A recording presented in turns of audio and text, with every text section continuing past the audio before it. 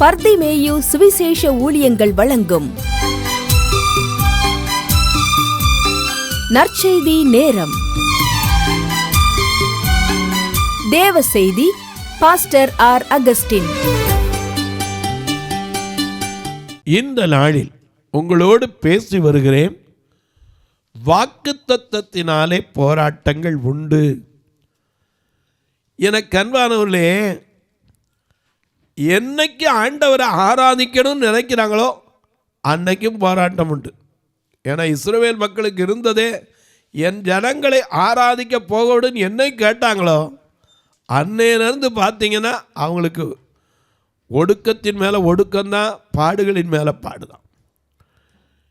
முதலாவது சொன்னேன், ராஜா ஜனங்களை எல்லாரும் ஒரு நாள் கூடிடுவாங்க, எரிச்சல் அடைந்து அவங்களை எப்படியாவது ஒடுக்கணும். அந்த ஒடுக்குதெல்லாம் அவளுக்கு போராட்டமாகவே அமைஞ்சு என்ன செய்தான் தெரியுமா? வீட்டுக்கு இந்த போராட்டம் இருந்துச்சு. அன்னைக்கு இருந்த எத்தனை வீடு இருந்துச்சோ அத்தனை வீட்டில் இஸ்ரவேல் மக்களுக்கு இருந்துச்சு. காரணம் என்ன? எகிப்தின் ராஜா ஒரு காரியத்தை செய்தான். என்ன செய்தான்? அங்கே இருக்கிற மருத்துவச்சிகளை 2 பேரை கூப்பிட்டான். சிப்போராள், பூவாள்னு பேர். இந்த 2 பேரையும் கூப்பிட்டு இவங்களை குறைக்கணும்னா, பெருகாமல் தடுக்கணும்னா அடுத்து என்ன வழி அவன் யோசித்த உடனே பார்த்தான். வருங்கால சந்ததியாவது தடுத்தான் தான் எப்படியாவது இது குறைக்கலாம் அப்படின்னு சொல்லி ஒரு தந்திரத்தை கையாண்டான். ஆனால் வேதம் சொல்லுது, தந்திரக்காரரின் கை காரியத்தை நடத்தக்கூடாதபடிக்கு அபத்தமாக்குகிறவர் என்று யோபு 5:12 வாசிக்கிறோம். உங்கள் வேதத்தை எல்லாரும் திருப்பிக் கொள்ளுங்க. யோபுவின் புஸ்தகம் 5ஆம் அதிகாரம் 12ஆம் வசனத்தை எல்லாரும் தேடி எடுத்துக்குவீங்களா? அப்படி எடுத்து எல்லாரும் கையில் வைக்கிற வரைக்கும் நீங்களும் நானும் சேர்ந்து பாட போகிறோம். அல்லேலூயா.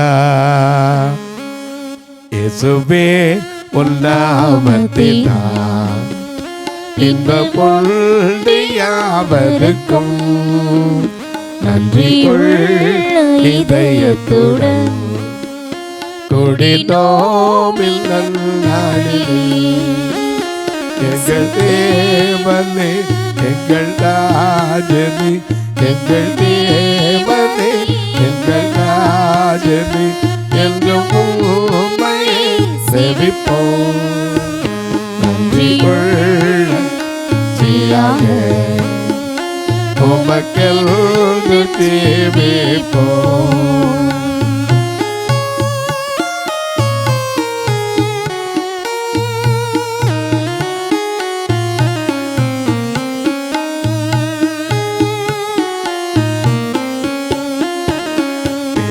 எல்லாயோ உலகில் மனிதரியே நடந்தோ நின்னொளி பிரகாசித்திட நித்திய ஜீவன் கண்டடைந்தோ.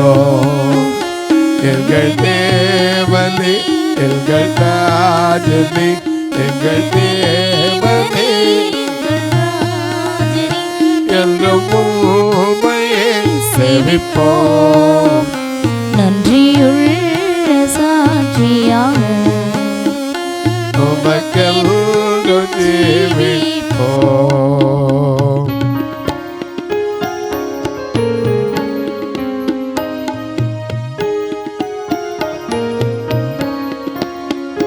மண்ணை நாடி மண்ணை அடைந்தோ, புகழ் தேடி மாற்றம் கொண்டோ, விண்ணை நோக்கி ஜெயம் பெற்றோ, இயேசுவின் தரிசனத்தா மண்ணை நாடி பொன்னை அடைந்தோ, புகழ் தேடிய மாற்றம் கொண்டோ, விண்ணை நோக்கி ஜெயம் பெற்றோ, இயேசுவில் தரிசனத்தா எங்கள் தேவனே, எங்கள் ராஜனே, எங்கள் தேவனே எங்கள் ராஜனே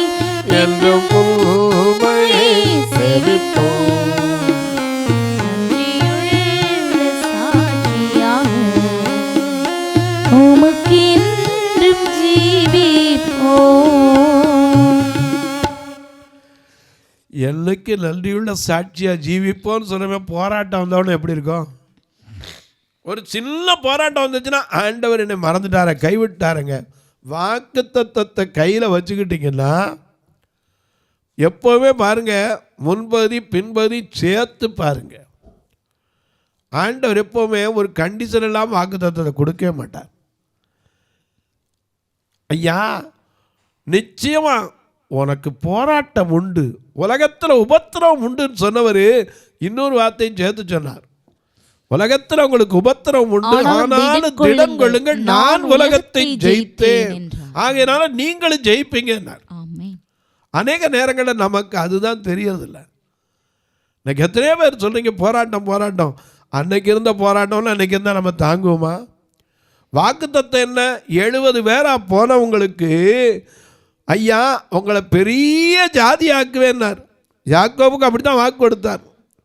யோசேப்பு அவன் கையால் உன் கண்ணை மூடுவான், நீங்கள் போங்க நான் உன் கூட வருவேன், நீ பயப்பட வேண்டாம், அங்கே உன்னை பெரிய ஜாதியாக்குவேன். இங்கே வந்தால் ஒடுக்க நினைக்கிறான். எப்படி ஒடுக்க நினைச்சான்? ஐயா மருத்துவ சில கூப்பிட்டான். யாத்திராமம் 1 அதிகாரம் 15 வசனத்தை பாருங்க.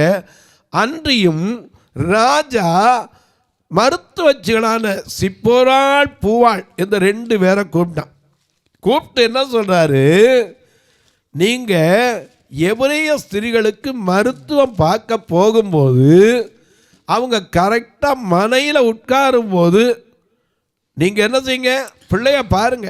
ஆண் பிள்ளையானா போடுங்கள், பெண் பிள்ளையானால் உயிரோடு இருக்கு. எத்தனை பெரிய போராட்டம்! பிள்ளைகளை காப்பாற்றுறதுக்கு 10 மாதம் சுமந்தவளுக்கு அது எவ்வளவு பெரிய போராட்டம்! பிள்ளை பிறந்தவொடனே ஆம்பளை பிள்ளையா இருக்கக்கூடாது, அவ போராடி இருப்பான். ஆண்டவரே எனக்கு பொம்பளை பிள்ளையா கொடுத்துருங்க. எத்தனை பேர் ஜெபம் பண்ணியிருப்பாங்க? இன்றைக்கி நிறைய பேர் பொண்ணு வேணாங்கிறோம். அன்னைக்கு பொண்ணு வேணும் ஜெபம் பண்ணியிருப்பாங்க. ஏன்னா ஆண் பிள்ளைகள் ஜெயஜீவியம், அதை எப்படியாவது அழிச்சிடணும். அப்போ ஜனங்கள் பெருகாது. அவன் நினச்சான் இதை அடித்தளத்தில் கை வச்சாச்சுன்னா போது எல்லாம் சரியாயிருமியா. சிப்போரால் பூவாளை கூப்பிட்டு சொல்கிறான் பாருங்க, நீங்கள் போகும்போது எபிரேய ஸ்திரீகளுக்கு மருத்துவம் பார்க்க போவீங்க. ஏன்னா கிராமங்களில் அந்த காலத்தில் நான் சொல்லுவேன், உங்களுக்கு தெரிஞ்சிருக்கும், கிராமங்களில் பார்த்தீங்கன்னா ஒவ்வொரு ஊருக்கும் ஒரு மருத்துவச்சி இருப்பான். பிரசவத்து நேரத்தில் அவங்க வந்து வீட்டில் பார்த்துருவாங்க. இன்றைக்கி வளர்ச்சி அடைந்த உலகத்தில் இருக்கிறோம். யூடியூப்பை பார்த்து தானே தாம் மனைவிக்கு பிரசவம் பார்க்குறேன்னு சொல்லி தப்பாக அனுப்பிச்சு கடைசியில் அந்த பெண்ணி இறந்து போன செய்திகளையும் நாம் பார்த்துருக்கிறோம். எனக்கு அன்பானவர்களே, எப்போவுமே ஒன்று தெரிஞ்சுக்கங்க, நாமளாக தேடிக்கிறது ஆண்டவர் சில போராட்டங்கள் வரும்போது நாம் ஆண்டவரை தேடினா அந்த போராட்டத்திலேருந்து விடுதலை கொடுப்பாருங்க. இங்கே மருத்துவச்சிகளை கூப்பிட்டு சொல்கிறான், நீங்கள் போங்க, அப்படி பிள்ளை பிறக்கு அப்படி தெரியும் போது நீங்கள் போய் மருத்துவம் பார்க்க போகும்போது எப்பவும் போல் போங்க, அவங்க மனையில் உட்காந்துருக்கும்போது போங்க. அப்படி போகும்போது ஆம்பளை பிள்ளைன்னு மட்டும் தெரிஞ்சிருச்சுன்னா அந்த இடத்துல அழிச்சிடணும். பெண் பிள்ளையாக இருந்தால் உயிரோடு விட்டணும். மருத்துவச்சிகளுக்கு எவ்வளோ பெரிய போராட்டமாக இருந்திருக்கும். உயிர்களை கொல்லலாமா? ஜீவனை அழிக்கிறதுக்கு நமக்கு அதிகாரம் இருக்கா? கிடையாது. ஆனால் அவன் சொன்னான் அழிச்சிருங்கண்ணா. ஆனால் இந்த எபிரேய மருத்துவச்சிகள் என்ன செய்தாங்க? தேவனுக்கு பயந்தாங்க. அப்படி பயந்தனால தான் அவங்க குடும்பங்கள் தலைத்ததான். ராஜாவின் கட்டளையை தள்ளி ஆண் பிள்ளைகளையும் உயிரோடு காப்பாற்றினாங்களாம். ராஜாவுக்கு விளங்கலை, எப்படிடா இது பிழைக்குது? நான் தான் மருத்துவச்சிகளுக்கு ஆர்டர் போட்டிருக்கிறேன், ஒடுக்கிறதுக்கு வழி சொல்லியிருக்கிறேன், எப்படி நடக்குது? அதுதான் எபிரேய ஸ்திரீகள் பலமுள்ளவர்கள். நாங்கள் போகிறதுக்கு முன்னாடி அவங்க பிரசவிச்சிடுறாங்க, நாங்கள் என்ன செய்கிறது? ராஜாவின் கட்டளைக்காக பயந்து தேவனுக்கு பயந்தனால அப்படி சொன்னாங்க. எவ்வளவோ ஒடுக்குதல், ஒன்றன் பின் ஒன்றாக ஒடுக்குதல். இஸ்ரவேல் புத்திரரே சத்தமிட்டு ஆள்ற அளவுக்கு ஆளோட்டிகளின் நிமித்தம் அடிக்கப்பட்டார்கள். அடிக்கப்பட்டு சுமை சுமந்து போய் மோசையிட்டே போய் சொன்னாங்க, ஐயா எங்கிட்ட ஏயா நீர் வந்தீர்? ஏன் வந்தீர்? நாங்கள் வாட்டில் எகிப்தில் வேலை செஞ்சுட்டு சும்மா தான் இருந்தோம், என் ஜனங்களை ஆராதிக்க போவிடுன்னு சொன்ன உடனே என்னிலிருந்து வந்த பிரச்சனை அதை விட கூடிருச்சு. இதே 5ஆம் அதிகாரத்தில் முதல் வசனத்தை பாருங்க. யாத்திராமம் 1:5 பாருங்க. மிக அழகா இந்த மோசே வந்து ஜனங்கள்ட்ட பார்வோனிடத்துக்கு போறதுக்கு முன்னாடி ஆண்டவர் அனுப்புறார். மோசையை செலக்ட் பண்ணி அனுப்புறார். மோசேயும் ஆரோனும் பார்வோனிடத்தில் போய் இஸ்ரவேலின் தேவனாகிய கர்த்தர் வனாந்திரத்திலே எனக்கு பண்டிகை கொண்டாடும்படி என் ஜனங்களை போகவிட வேண்டும் என்று சொல்லுகிறார் என்றான். அதற்கு பார்வோன், நான் இஸ்ரவேலை போகவிட கர்த்தரின் வார்த்தையை கேட்கிறதற்கு அவர் யார்? அதனாலதான் ரோமர் 9:17 பார்வோனை கர்த்தர் நிலைநிறுத்தினார். எதுக்கு நிலைநிறுத்தினாரா? என்னுடைய வல்லமையை, ரோமர் 9:17, என்னுடைய வல்லமையை உன்னிடத்தில் காண்பிக்கும்படியாகவும் என்னுடைய நாமம் பூமி எங்கும் பிரஸ்தாபமாகும்படியாகவும் உன்னை நிலைநிறுத்தினேன். எதுக்கா பார்வோனப்ப நேர்ந்து ஆண்டவர் நினைச்சு அடிச்சிருக்கலாமே. இவ்வளவு ஒடுக்கிறவன ஆண்டவர் அழிக்கிற முடியாதா? அவர் சொல்ல ஒரு வார்த்தை சொன்னா போதுமே. 100 சொன்னானே, எனக்கு ஒரே ஒரு வார்த்தை சொல்ல அது போதும். நானே ஒரே வார்த்தையிலே ஒரு பார்வையற்றவருடைய கண் திறந்தது. நாமளும் பாடுறோமே, என்ன பாடும்? அவர் சொல்ல குருடலில் கண் திறந்தது, அவர் தொட குஷ்ட நோகி சொந்தமாகினார். அவர் சொல்ல குருடல் கண் திறந்தது, அவர் தொட குஷ்ட நோகி சொந்தமாகினார். தேவிக்கிறார், தேவிக்கிறார், உள்ளத்தில்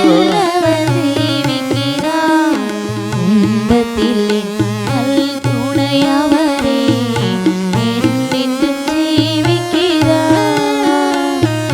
தேவிக்கிறார், தேவிக்கிறார், உள்ளத்தில் தேவிக்கிறார், துன்பத்தில் துணையவரே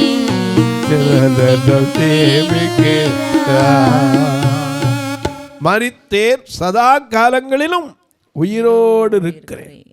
என்னை விசுவாசிக்கிறவன் மரித்தாலும் பிழைப்பான், உயிரோடு இருந்து விசுவாசிக்கிறவன் மரியாமலும் இருப்பான். எனக்கு அன்பானவர்களே, ஆராதிக்க போகணும்னு தான் கேட்டான், வேற ஒன்றும் கேட்கல. மோசே ஆண்டவர் தெரிந்து கொண்டு அதிலிருந்து தான் கர்த்தர் உருவாக்கினார். அந்த ஒடுக்கத்திலிருந்து தான் ஒருத்தரை தெரிந்தெடுத்தார். அதே பார்வோனிடத்தை தான் ஒழிச்சு வச்சு எங்கே அவன் திட்டம் போட்டானோ அதே இடத்துல தான் வளர்த்தான் ஆண்டவர் வளர்த்தார். அவருடைய திட்டத்தை எவனும் மாற்ற முடியாது. அதே ஒருக்குள்ள அதே எந்த ஆண் பிள்ளையை கொலை செய்யணும்னு சொன்னானோ அதே பார்வோனுடைய குமாரத்தின் கையில் தான் அந்த பிள்ளை வளர்ந்து வந்தான் மோசே. எனக்கு அன்பான இந்த மோசே தான் இப்போ போய் சொல்கிறாரு. என்ன சொல்கிறாரு? என் ஜனங்களை என்ன செய்யணும்? ஆராதிக்கிறதுக்கு, பண்டிகை கொண்டாடுறதுக்கு போவிடணும். அவன் சொன்னான், கர்த்தர் யார்ப்பா? இஸ்ரவேலு தேவன் யாரு என்ன சொல்றதுக்கு அப்படின்னா வாசிங்க. அப்ப அவன் என்ன சொல்றாரு பாருங்க, நான் கர்த்தரை அறியேன், இஸ்ரவேலை போகவில்லை என்றான். அப்பொழுது அவர்கள் எபிரேயருடைய தேவன் எங்களை சந்தித்தார், வனாந்திரத்தில் 3 நாள் பிரயாணம் போய் எங்கள் தேவனாகிய கர்த்தருக்கு பலியிடும்படி போகவிட வேண்டும். பலியிடும் எங்கள் தேவனாகிய கர்த்தருக்கு பலியிடும்படி போகவிட வேண்டும்.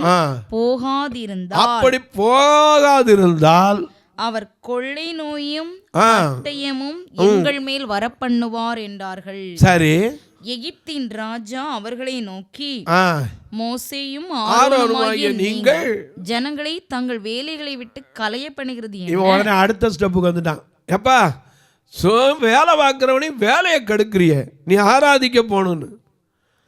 அதனால சும்மா இருக்கான். இனிமே என்ன செய்யணும்? ஒடுக்கணும். என்ன ஒடுக்குதல்? இது வரைக்கும் வக்கல் கொடுத்துக்கிட்டு இருந்தீங்கல்ல, இனிமே என்ன செய்யாதீங்க? வக்கல் கொடுக்கக்கூடாது. செங்கல் இருக்கிற வேலையில் ஒன்றும் என்ன செய்யக்கூடாது? குறையக்கூடாது. ஒன்றும் குறைக்கப்படாது. நீங்கள் என்ன செய்யணும்? கரெக்டாக வேலைக்கு வேணும். ஆனால் உங்களுக்கு சம்பளம் கிடையாது. வேலை முடிஞ்ச உடனே என்ன செய்யணும்? போய் தாளடிகளை சேர்க்கணும். ஏன்னா சும்மா இருக்கிறதுனால தானே ஆராதிக்கணுங்கிறீங்க. எனக்கு அன்பானவர்களே, அந்த மக்களே புலம்புனாங்க. என்ன புலம்புனாங்க? 5ஆம் வசனத்திலிருந்து வாசிங்க பார்க்கலாம். அதே பின் பார்வோன் இதோ தேசத்தில் ஜனங்கள் மிகுதியாய் இருக்கிறார்கள், ஆ, அவர்கள் சுமை சுமக்கிறதை விட்டு ஓய்ந்திருக்கும்படி செய்கிறீர்களே என்றால் அன்றியும் அந்நாளிலே பார்வோன் ஜனங்களின் ஆளோட்டிகளையும் தலைவர்களை நோக்கி, செங்கல் வேலைக்கு நீங்கள் முன்போல இனி ஜனங்களுக்கு வைக்கோல் கொடுக்க வேண்டாம். முன்காலத்துல செங்கல் அறுப்பாங்க, அதுக்கு சம்பளம் என்னது? வைக்கோல் தான். அதை கொண்டு கொடுத்து என்ன செய்யணும்? தானியம் வாங்கணும். இப்போ வைக்கோல் கொடுக்க கூடாது.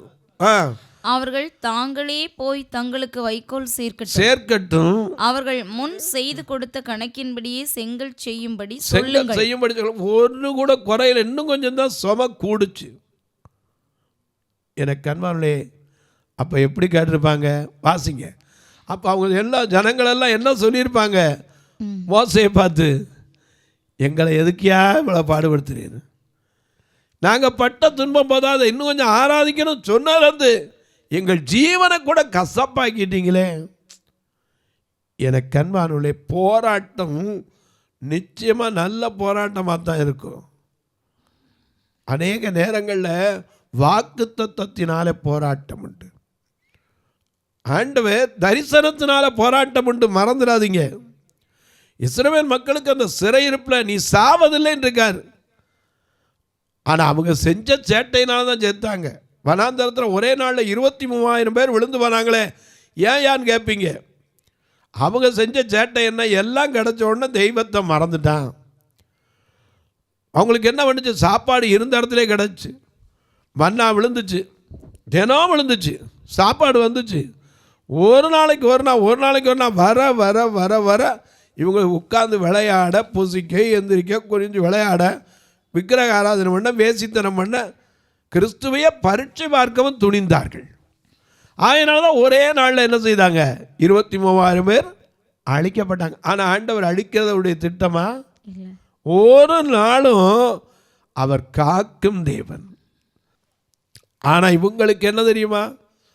ஆராதிக்க போன உடனே செங்கல் சுமையை கூட்டியாச்சு, வைக்கல் கொடுக்க மாட்டேன் சொன்ன உடனே இவங்களே என்ன சொல்றாங்க? 20ஆம் வசனத்தை பாருங்க. அதே 5ஆம் அதிகாரத்தில் அவர்கள் பார்வோனுடைய சமூகத்தை விட்டு புறப்படுகையில் வழியில் நின்ற மோசேக்கும் ஆரோனுக்கும் எதிர்பட்டு அவர்களை நோக்கி நீங்கள் பார்வோனின் கண்களுக்கு முன்பாகவும் அவருடைய ஊழியக்காரருடைய கண்களுக்கு முன்பாகவும் எங்கள் வாசனையை கெடுத்து. அடேங்கப்பா, இதே வார்த்தை யாக்கோபு சொன்னார். தீனாள் போயிட்டு வந்து அங்கே பிரச்சனை வந்தோடனே, எப்பா ஜனங்கள் மத்தியில் என் வாசனையை கெடுத்துட்டியப்பான்னா. இங்கே பார்க்கிறோம், இவங்க சொன்னாங்க மோசேக்கு ஆரோனுக்கு விரோதமாக, பார்வோனுக்கு முன்பாக அவருடைய ஊழியக்காரருக்கு முன்பாக எங்கள் வாசனையை கெடுத்துட்டியப்பா, அவங்களை கொல்லும்படி ஐயோ மீட்கும்படிக்கு வந்த அனுப்பப்பட்டவனை பார்த்து சொல்றாங்க, எங்களை கொல்லும்படி அவர்கள் கையிலே பட்டயத்தை கொடுத்தது நிமித்தம் கர்த்தர் உங்களை பார்த்த நியாயம் தீர்க்க கடவர் என்றார்கள். ஆண்டவர் அனுப்புனவரே சொன்னா நீ நியாயம் தீர்க்கப்பட போறேன். அப்பொழுது மோசே கர்த்தரிடத்தில் திரும்பி போய் ஆண்டவரே இந்த ஜனங்களுக்கு தீங்கு வர பண்ணினது என்ன? ஏன் என்னை அனுப்பினீர்? அவ்வளவு போராட்டங்கள் வரும்போது மனிதன் நிலை தடுமாறி போகிறான். என்னன்னே விளங்காது. ஏன்னா போராடும் எல் நெஞ்சமே புகலிடம் மறந்தாயோ, பாராடும் இயேசு உண்டு பதறாதே பலவே. போராடும் எல் நெஞ்சமே புகலிடம் மறந்தாயோ,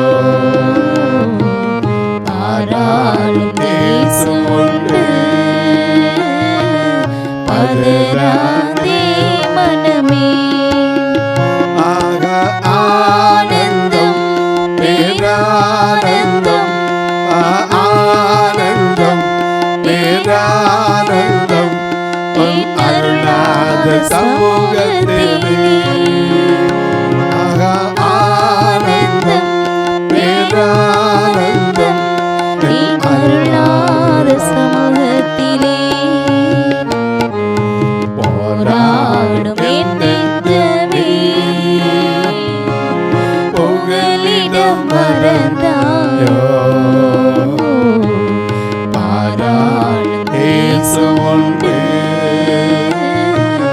பதறாதே மனமே கடந்ததை நினைத்து நீ கண்ணை தவிக்கிறாயோ கடந்ததை நினைத்து நீ கண்ணை தவிக்கிறாயோ நடந்ததெல்லாம் நன்மைக்கே நன்றி நன்றி சொல்லு நடந்ததெல்லாம் நன்மைக்கே நன்றி நன்றி சொல்லு ஆனந்தம் பேரானந்தம் என் அருளாத சமூகத்திலே ஆனந்தம் பேரானந்தம் என் அருளாத சமூகத்திலே போராடும் என் நெஞ்சமே புகலிடம் மறந்தாயோ பாராளும் இயேசு உண்டு பதறாதே மனமே கடந்ததை நினைச்சு நினைச்சு புலம்புறீங்களா? நடப்பதெல்லாம் நன்மைக்கு தான். இத்தனை ஒடுக்குனால ஒரு நாள் அவன் வாயாலே போங்கப்பா போங்கப்பான்னு சொல்ற நாள் வந்தது. கர்த்தர் அழிய விடலை. இன்றைக்கு சொல்லு, உங்கள் போராட்டம் நல்ல போராட்டமாக தான் வரும், மறந்துடாதீங்க. தொலைக்காட்சியில் பார்க்கிற என் அன்பு மக்களே, இந்த நிகழ்ச்சியை நாள்தோறும் பார்க்குறீங்க, பரவசம் அடைகிறீங்க. சிலர்லாம் கேட்குறீங்க கூப்பிட்டு, எனக்கு அன்பானவர்களே ஒன்றும் கிடையாது, கர்த்தர் இந்த கழுதையை கொண்டு ஏதோ சொல்ல வைக்கிறாரு கேட்குறீங்க, அவ்வளோதான். அவர் நடத்த எதை கொண்டு பேச வைப்பார், யாரை கொண்டு பேச வைப்பார், எவரை கொண்டு மேன்மைப்படுத்துவார். போராட்டங்கள் வராதுன்னு சொல்ல மாட்டேன், எல்லாருக்கும் போராட்டம் வந்துச்சு. ஏன் அதே போராட்டம் ஒரு நாள் யாத்திராம 12ஆம் அதிகாரத்தை பார்த்தீங்கன்னா பார்வோனுடைய தலைச்சங்கள் எல்லாம் கொலை செய்யப்பட்டார். எனக்கு அன்பார்களே, ஆண்டவர் நினைச்சிருந்தா பார்வோனை அந்த இடத்துலயே அடிச்சு விடுதலை பெற வச்சிருக்கலாம். அத்தனை வாதைகள் வந்து பார்வோனுடைய இருதயம் கடினப்பட்டிருந்தது. ஆண்டவர் ஏன் விட்டு வைக்கிறார் தெரியுமா? நாம வாக்கு தத்தத்தை நம்புறோமா?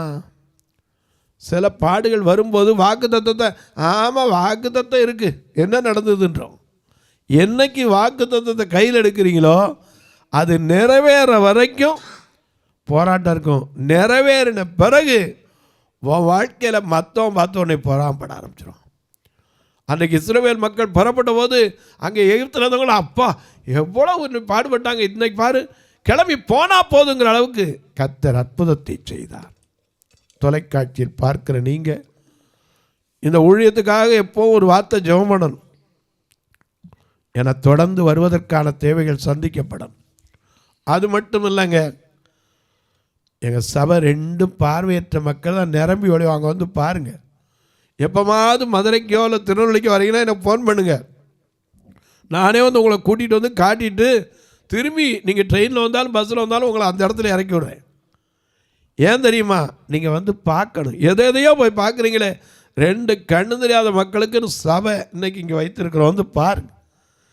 அதுவும் நீங்கள் வந்து பார்த்து ஆச்சரியப்படுவீங்க, எப்படியா நடக்குது.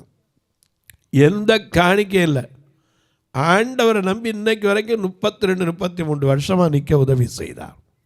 நீங்கள் இதற்காக ஜெபியுங்கள், கர்த்தர் ஏவினால் நீங்கள் தாங்க. எப்படின்னு கேட்பீங்க. ஒரு நாள் தொலைக்காட்சி நிகழ்ச்சி தாங்களா, உங்கள் பிறந்த நாள் திருமண நாட்களில் ஒரு நாள் இந்த பார்வையற்ற மக்களுக்கு நல்ல உணவு கொடுக்க உதவலாம். இல்லை ஆத்ம ஆதாயம் இவங்களை கூட்டிகிட்டு வர்றதுக்கு ஒவ்வொரு மாதத்துக்கு சொந்த வேனோட கிடையாது, வாடகை தான் எடுக்கிறோம். ஒரு வாரத்துக்கு 4000 ரூபா வச்சு பாருங்கள், ஒரு மாதத்துக்கே 16,000 ரூபா. ஒருவேளை கர்த்தர் உங்களை ஏவினால் ஒரு மாதம் இந்த ஆத்துமாக்களை கூட்டு வரக்கு உதவலாம். ஒரு நாள் நல்ல உணவு கொடுக்க உதவலாம். அவங்களுக்கு ஒரு ஊன்றுகோலை கொடுக்க உதவலாம். மரித்தா கூட அந்த ஃபியூனரல் காரியத்திற்காக உதவலாம். எத்தனையோ வழி உண்டு. அது மட்டும் இல்லை, நீங்கள் கேட்க எப்படி பிரதர் இதில் 2 நம்பர் வந்துக்கிட்டே இருக்கும். இதில் ஜிபே ஃபோன்பே உண்டு. அல்லது என்கிட்ட கேட்டிங்கனாலும் உங்களுக்கு எல்லா வழிகளையும் விளக்கமாய் சொல்ல நான் காத்திருக்கிறேன். உங்கள் ஜெபக்காரி எது இருந்தாலும் சரி, காலை 10லேருந்து 5க்குள்ளே சொல்லணும். நீங்கள் கேட்பீங்க எதுக்கு பிரதர் அதுக்கு முன்னாடி சொல்லக்கூடாதா? சொல்லலாம். நான் தெருவில் பிரசங்கம் பண்ணுற ஆள். அதை வச்சு தான் இந்த சபையே கர்த்தர் இன்று வரை நடத்தி வர. நீங்கள் நினச்சி பார்த்தீங்கன்னா ஆச்சரியமாக இருக்கும். தெருவில் போய் பிரசங்கம் பண்ணும்போது எத்தனையோ எதிர்ப்புகள் உண்டு, எத்தனையோ தடைகள் உண்டு. சில நேரம் யார் வீட்டையும் நான் தட்டி கூட கேட்க மாட்டேன். ஆண்டவருடைய வார்த்தை மட்டும் சொல்லுவேன். யார் எந்திரிச்சு வராங்களோ இல்லையோ, சொல்லாட்ட சும்மா கூட வந்தாலும் உண்டு. அப்படிப்பட்ட காரியத்தில் இதுவரை நடத்தி வருகிறார், இனியும் நடத்துவார். நீங்கள் இதற்காய் ஜெபியுங்கள். கர்த்தர் ஏவினால் நீங்கள் தாங்கலாம். இப்போ உங்களுக்காக ஜெபிக்கட்டுமா? நல்ல பிதாவே, நன்றியோடு துதிக்கிறோம் ஐயா. போராட்டம், இந்த வார்த்தையை கேட்கும் போது எத்தனையோ பேருக்கு ஆமாங்க, எனக்கு ரொம்ப நாளாக வியாதியில் போராட்டம், ரொம்ப நாளாக என் புருஷனோட போராட்டம், ரொம்ப நாளாக என் பிள்ளைகளோடு போராட்டம். இன்றைக்கு ஒவ்வொருவரும் பலவிதமான போராட்டத்தில் இருக்கலாம். ஆனால் ஒன்றை மட்டும் தெரிஞ்சு கொள்ளுங்க, நிச்சயமாக மெய்யான விடுதலை கர்த்தரிடத்தில் உண்டு. அதனால யோவான் 8:36 சொல்லுகிறது, மெய்யாகவே குமாரன் உங்களை விடுதலையாக்கினால் நீங்கள் விடுதலை ஆவீர்கள் என்று சொன்னபடி அந்த போராட்டத்திலிருந்து விடுதலை தருவார். பிறந்த நாள் திருமண நாளை நினைவு கூறுகிற மக்களுக்காக ஜெபிக்கிறேன். அரசு தேர்வு எழுத ஆயத்தப்படுகிற பிள்ளைகளுக்காக ஜெபிக்கிறேன். வயது முதிர்ந்தோருக்காய், வாலிப தம்பி தங்கையருக்காய் ஜெபிக்கிறேன். வியாதி பலக்கையில் பல ஆண்டுகளாய் போராடி கொண்டிருக்கிற மக்களுக்காய் ஜெபிக்கிறேன். சுகர் வியாதியினால கை கால்களில் புண்ணோட படுத்த படுக்கையில் பெட்சோர் என்று சொல்லக்கூடிய படுத்து சரீரத்தில் வேதனைப்பட்ட மக்களுக்காய் ஜெபிக்கிறேன். ஒவ்வொருவருடைய போராட்டத்திலிருந்து கர்த்தர் விடுதலை கொடுங்க, அவனுக்கு சுகத்தை கொடுங்க. இந்த ஊழியத்தை தாங்குகிற, ஜெபிக்கிற, கொடுக்கிற எல்லோரையும் ஆசீர்வதி. வானத்திற்கும் பூமிக்கும் சகல அதிகாரம் கொண்ட இயேசு கிறிஸ்துவின் ஈடு இணையற்ற வல்லமையுள்ள நாமத்தில் ஜெபிக்கிறேன் நல்ல பிதாவே, ஆமென். சபை ஆராதனை ஞாயிறு காலை 10 மணி முதல் 12 மணி வரை. இடம் பர்திமேயு சுவிசேஷ ஆலயம், அன்னை சத்யா நகர், இளமனூர் அஞ்சல், சக்கிமங்கலம் வழி, மதுரை மாவட்டம். பின்கோட் 625201 மற்றும் பர்திமேயு சுவிசேஷ ஜெப வீடு, plot number 107, Eden garden, Muthur, Tirunelveli. Pincode 627011. சிறப்பு உபவாச கூட்டம் ஒவ்வொரு மாதமும் 2வது சனிக்கிழமை காலை 10 மணி முதல் 1 மணி வரை நாகர்கோவில் YMCA ஹாலில் வைத்து நடைபெறுகிறது. மற்றும் ஒவ்வொரு மாதமும் 4வது சனிக்கிழமை காலை 10 மணி முதல் 1 மணி வரை திருநெல்வேலி புதிய பேருந்து நிலையம் அருகில் உள்ள கிரேஸ் ஹாலில் வைத்து நடைபெறுகிறது. எங்கள் எல்லா ஆராதனைகளிலும் கலந்து கொண்டு தேவனை மகிமைப்படுத்த அன்பாய் அழைக்கிறோம். உங்கள் உதாரத்துவமான காணிக்கைகளினால் இவ்வூழியத்தை தாங்க விரும்பினால் R. Augustine, account number 5021364331, IFSC code IDIB 000B066, Indian bank, BP Kulam, Madurai. GPay number 9842181917, BGM ministries மற்றும் 9442559772, பிளைண்ட் மினிஸ்ட்ரீஸ் அகஸ்டின். உங்கள் தொடர்புக்கு பாஸ்டர் R. அகஸ்டின், பர்திமேயு சுவிசேஷ ஊழியங்கள், நாகமலை, புதுக்கோட்டை, மதுரை 625019. தொலைபேசி எண்கள் 9842181917 மற்றும் 9442559772. கர்த்தர் தாமே உங்களை ஆசீர்வதிப்பாராக.